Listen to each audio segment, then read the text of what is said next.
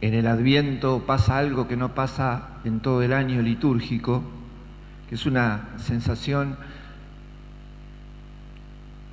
especial y que tiene mucho que ver con este sentido catequístico que suele tener la liturgia de la Iglesia. Desde el 17 al 24 de diciembre, lo que sería la novena de Navidad, en los Evangelios no habla Jesús, ¿no?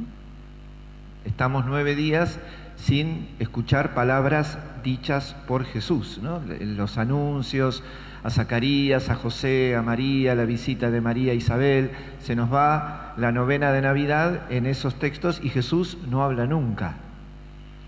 Hasta ese día, hasta el 17 de diciembre, el gran animador de la espiritualidad del Adviento, por supuesto, es Jesús, con su palabra, pero también va acompañado de dos personajes hermosos de la historia de la salvación: Isaías, profeta, y Juan el Bautista, profeta.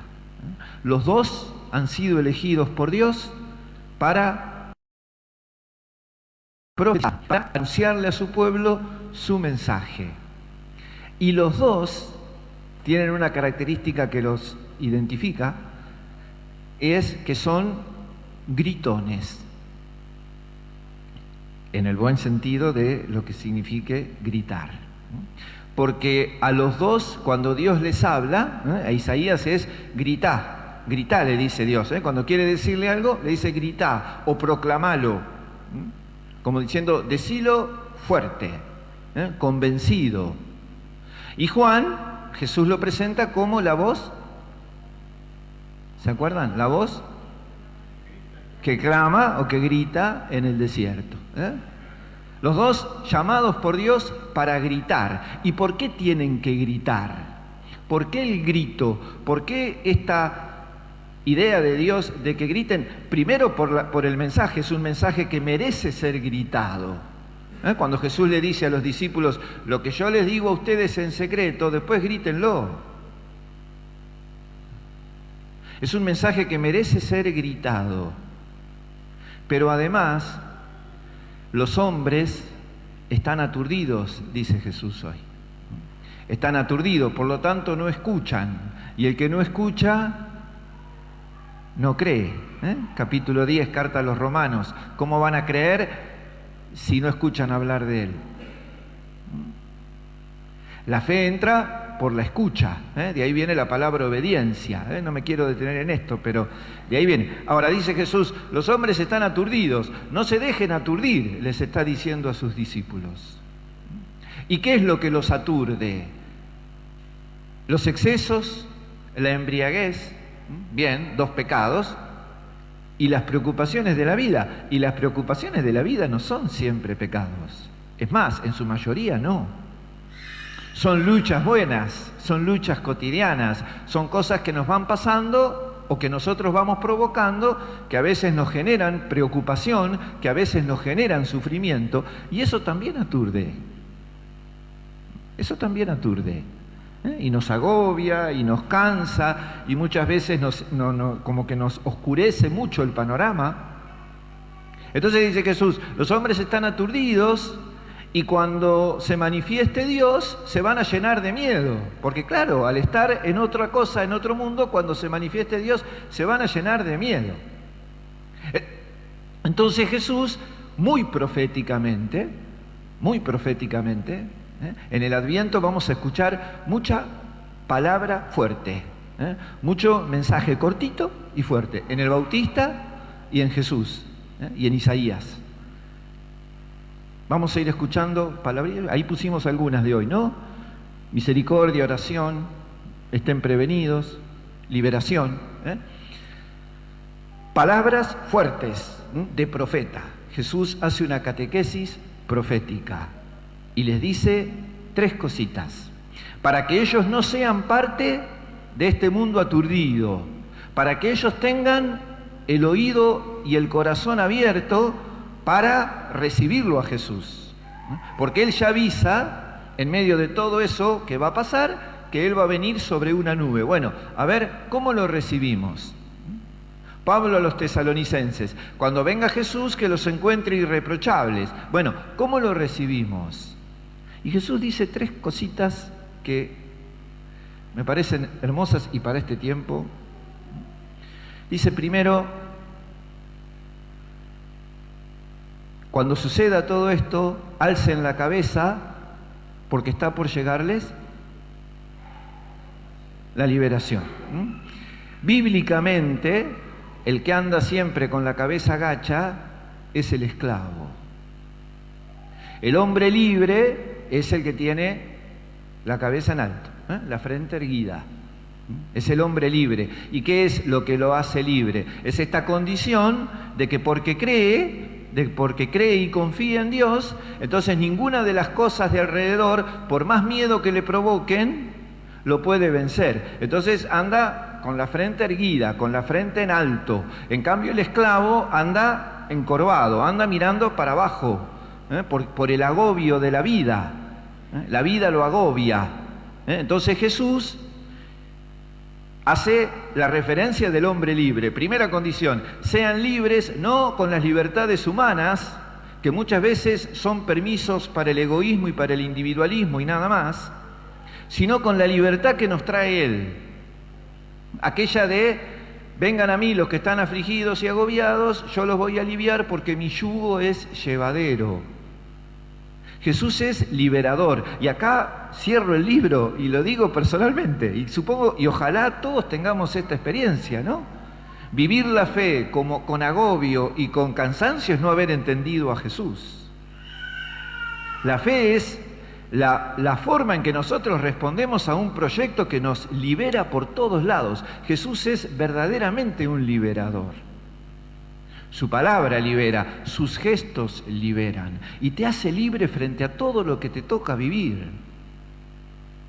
Nosotros, en la iglesia es bastante contradictorio esto, ¿no? Porque en general los católicos somos gente de cabeza gacha. Nos resignamos fácil, bastante sumisos frente a distintos tipos de poder, a veces también de una manera no muy reflexiva con las jerarquías eclesiásticas. Y también porque nos dejamos contagiar por el individualismo de un mundo que nos hace mirar todo el tiempo a nosotros mismos. Y para mirarnos a nosotros mismos tenemos que mirar para abajo. Y terminamos enjaulados, encerrados en nosotros mismos. Y nos armamos toda una serie de mundo religioso en el cual nos sentimos bien, porque sabemos, porque creemos, porque rezamos, porque celebramos. Es más, a veces hasta nos damos permisos para pecar porque total después nos confesamos. Eso es esclavitud, eso no es libertad. La libertad que da Jesús es la posibilidad de descubrirlo a Dios cerquita nuestro y con eso no me frena nada, no me frena nadie. Y puedo sentir miedos. ¿Cómo no voy a sentir miedo si tengo la debilidad humana que me pesa en la vida? Pero tengo esa fuerza que me da la presencia de Jesús, que me hace tan libre en la fe. Yo creo que ya lo dije, pero bueno, a esta altura de la vida se permiten repeticiones, ¿no?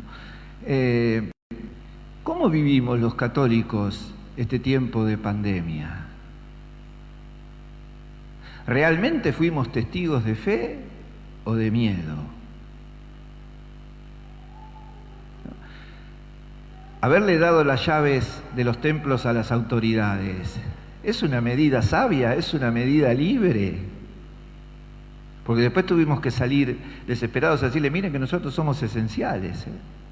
Y uno nunca le quedará siempre la sospecha de si fue por razones pastorales o razones económicas. Miedo a comulgar, miedo a dar la comunión, miedo a la reconciliación. Son nombres que aparentemente no dicen nada. Ahora, cuando yo digo, ¿le tuvimos miedo a Jesús? ¿Tuvimos miedo de recibir a Jesús? ¿Tuvimos miedo de celebrar el perdón de Jesús? Porque entonces ahí ya es fuerte la cosa, ¿eh? Cambia, ¿vieron que cambia? Pareciera que uno está diciendo, en realidad está diciendo siempre lo mismo, pero ven cómo cambia cuando personaliza. ¿Le hemos tenido miedo a Jesús? Entonces, hablar de Jesús liberador es hablar de algo muy fuerte, porque te cambia la vida, porque te permite mirar la vida de otra manera, porque te permite mirar al prójimo de otra manera y sobre todo porque rompe con la peor esclavitud, que es la esclavitud de uno mismo. La del individualismo, que es a lo que te llevan todos los sistemas, que es esto de que cuanto la gente más individualista sea, más triunfa el sistema. Y esto se nos metió en la iglesia también. Entonces lo primero que dice Jesús, levanten la cabeza, sean libres, no vivan esclavos de nada ni de nadie. Confíen en mí, que soy el liberador, que soy la liberación. Después dice, estén prevenidos. Cada vez que Jesús usa la palabra prevenidos, usa como ejemplo el servidor. El servidor que el amo se va y después tiene que volver para que cuando vuelva encuentre todo como tiene que estar. Entonces, la función del creyente, la misión, del creyente es hacer lo que el amo le dijo antes de irse. Y cuando vuelva lo tiene que encontrar en esa tarea. ¿Y cuál es la tarea? La tarea de un servidor, el servicio. San Vicente decía, el mayor servicio que nosotros le podemos ofrecer a Dios es ser misericordiosos, porque es hacer con los demás lo mismo que Él hace con nosotros.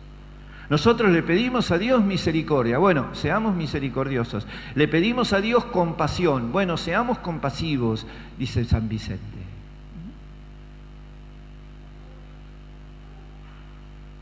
Y la tercera, recen siempre, dice Jesús. Oren sin cesar, recen siempre, estén continuamente en actitud de oración. ¿Y qué tenemos que cambiar para que pase eso? Bueno, lo que tenemos que cambiar para que pase eso es, en vez de manejarle nosotros la agenda a Dios y disponer nosotros en qué momento vamos a rezar y en qué momento vamos a hablar con Dios, cosa que está bien, pero también saber que el resto del día Dios quiere hablar con nosotros. Saber que está presente siempre, no solamente cuando vengo a rezar, no solamente cuando vengo a adorar, no solamente cuando vengo a confesarme o cuando vengo a rezarle a María o a San Vicente o a quien sea. Eso lo decido yo y lo hago y está perfecto. Ahora, Dios también se me quiere comunicar en casa, en el lugar de trabajo, en la calle. Dios también quiere hablar todo el tiempo. Creo que también lo conté, a mí me gusta mucho esta enseñanza que le decía San Ignacio de Loyola a los discípulos, le decía, cuando se levantan, mientras se visten, recen. Mientras se visten, recen. Es una manera de decir, en todas las cosas que hagan, siéntanse en presencia de Dios. Esto es rezar siempre. Así podrán comparecer seguros, así podrán comparecer seguros. Así cuando venga, en su segunda venida, nos va a encontrar con la frente alta. O sea que lo vamos a poder ver, ¿no? Porque si andamos por ahí mirando para abajo, va a pasar por al lado nuestro y no nos vamos a dar cuenta. Con la frente alta lo vamos a poder recibir con actitud de libres, de liberados, liberados del pecado, de la más profunda de las liberaciones. Lo vamos a recibir atentos, haciendo lo que tenemos que hacer, haciendo lo que Él nos dijo que tenemos que hacer. El amor, Pablo a los tesalonicenses. Y tercero, rezando, con una actitud de oración tan grande que nos vamos a dar cuenta que Jesús viene todos los días y que un día vendrá en actitud definitiva, pero que viene todos los días. Pidámosle a Él que en esta venida de hoy, en esta presencia de hoy, que nos encuentra a nosotros en comunidad y a otros en otras comunidades en distintos lugares del mundo, que en esta venida de hoy vaya preparando nuestro corazón para que recordar su Navidad y esperar su segunda venida nos ayuden a ser más libres, a estar más atentos y a no dejar nunca de rezar y de sentir su presencia. Recemos el credo.